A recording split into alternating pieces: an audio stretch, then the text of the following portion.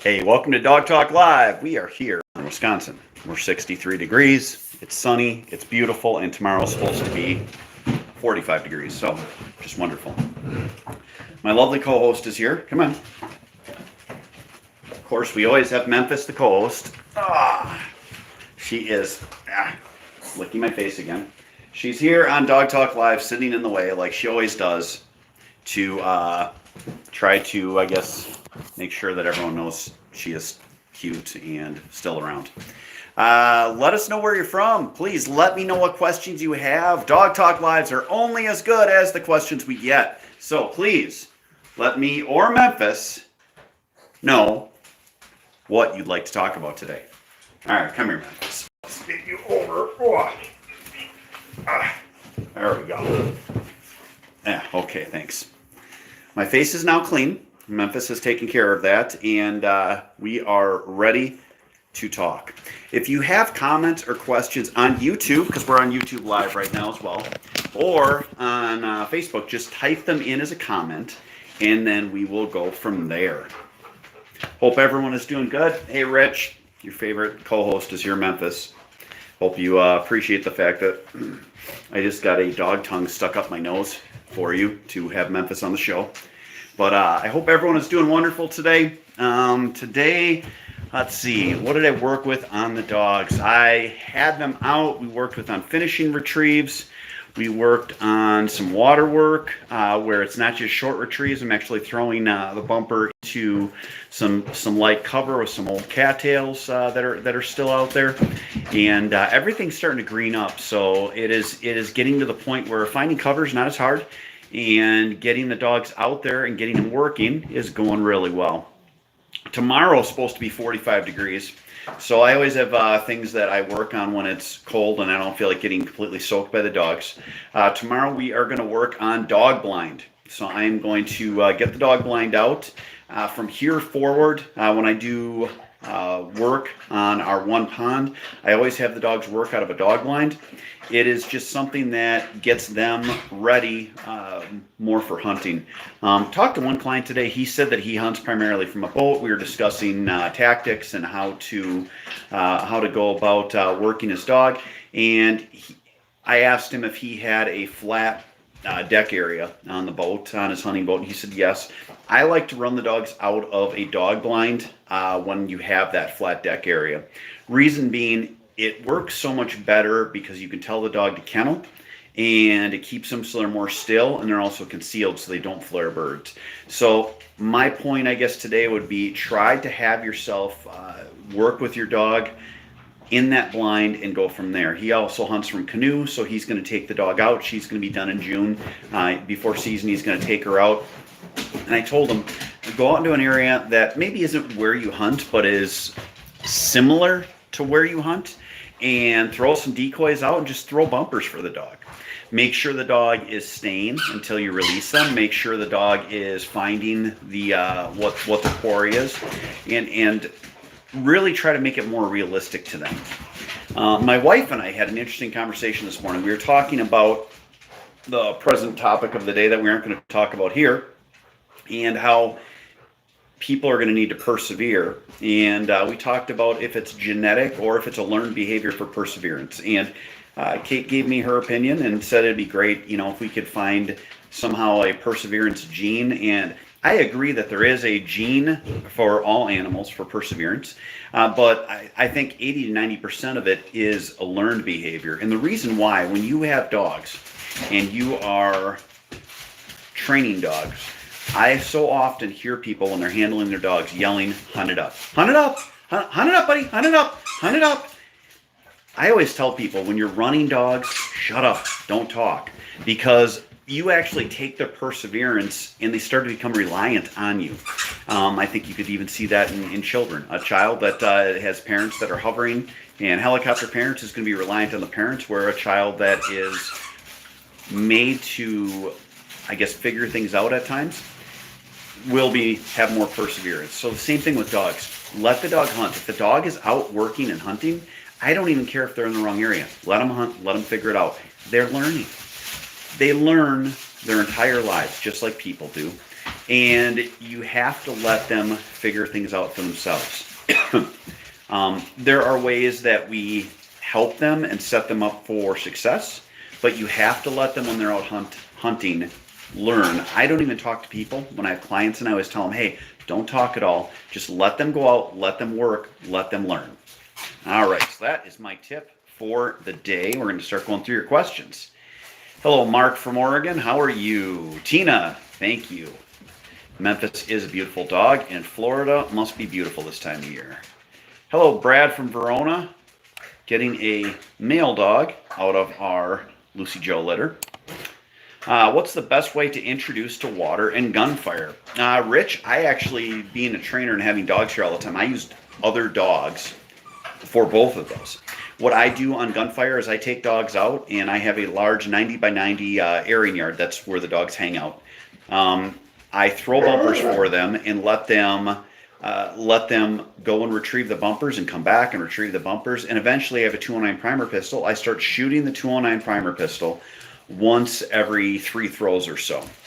It's great because the dogs are so focused on trying to get the bumper and competing with each other that they never hear the gun go off.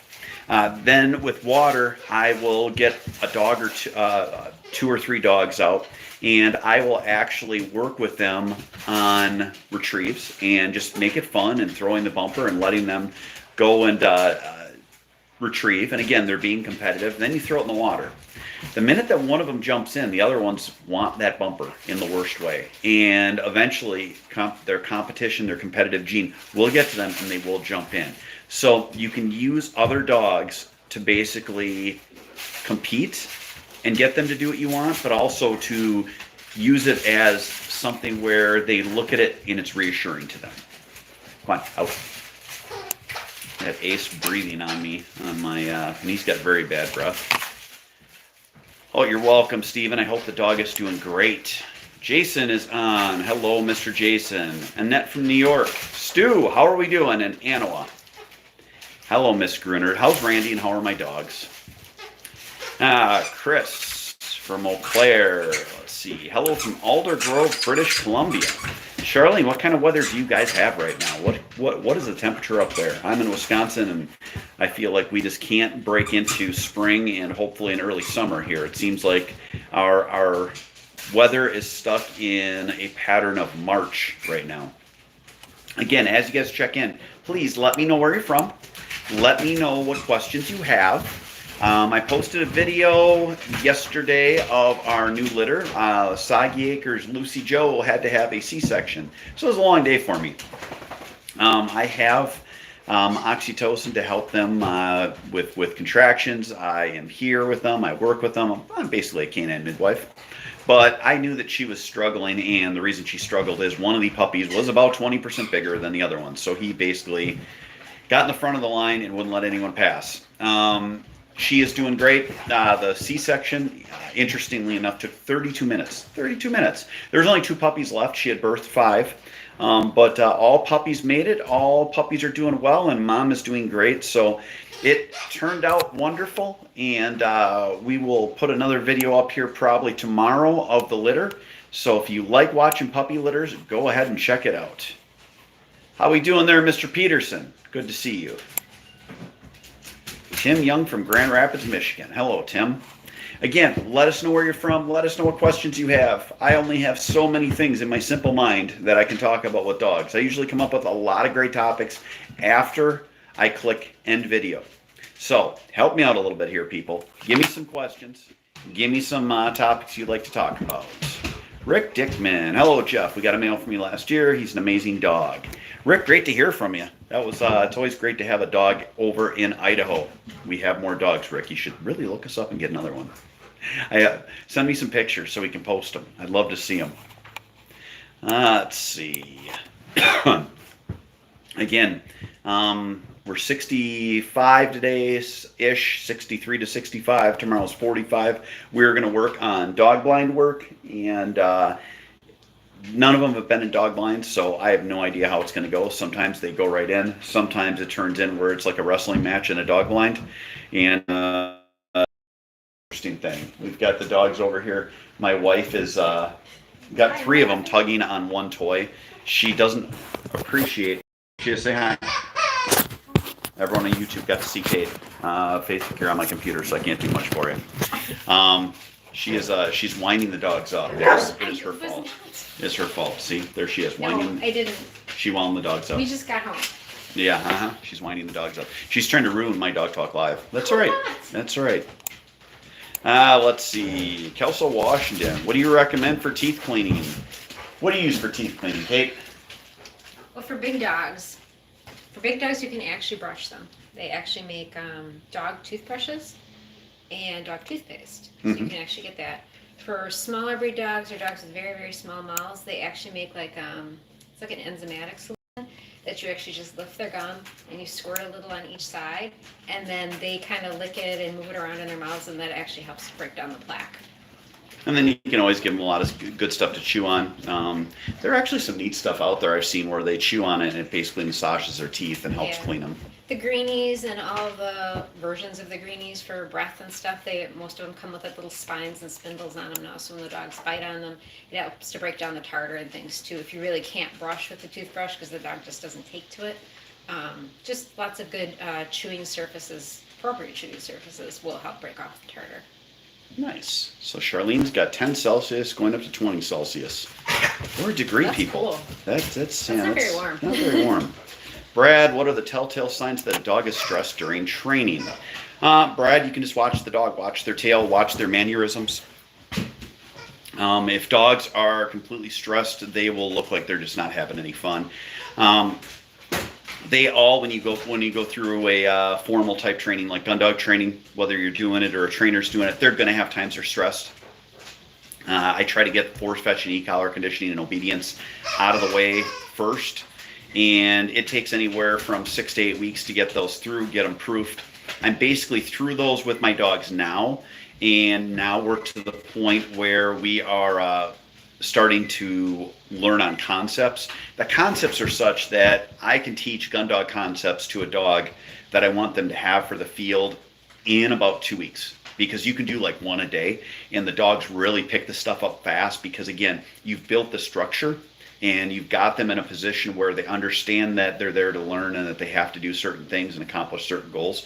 So you're not going back trying to correct certain things, but it is such that you will see a dog, especially during force fetch. You throw a bumper out, they will go to the bumper, look at you, and walk away from it. And clients and people will be like, "Oh my God, my dog is like won't retrieve anymore." It's just basically the last way they can tell you to pound sand. It's their way of being like, "I still have control." So it is such that the first time the dog does pick something up and bring it back, you love on them, yell, good dog, good dog. Just basically start to take stress and pressure out of your training and make it more praise. And once the dog does one really solid retrieve and you praise him for it, after that it's all downhill. Good question. How can I get my dog back accustomed to retrieving ducks? Patrick, have you worked on force fetch? Force fetch or trained retrieve is something every dog should have to go through. There shouldn't be anything you'd have to reteach your dog if you've gone through force fetch. They will understand that they have to retrieve something when it goes down. Again, with any dog, it is not training hunting, it is training control and training structure.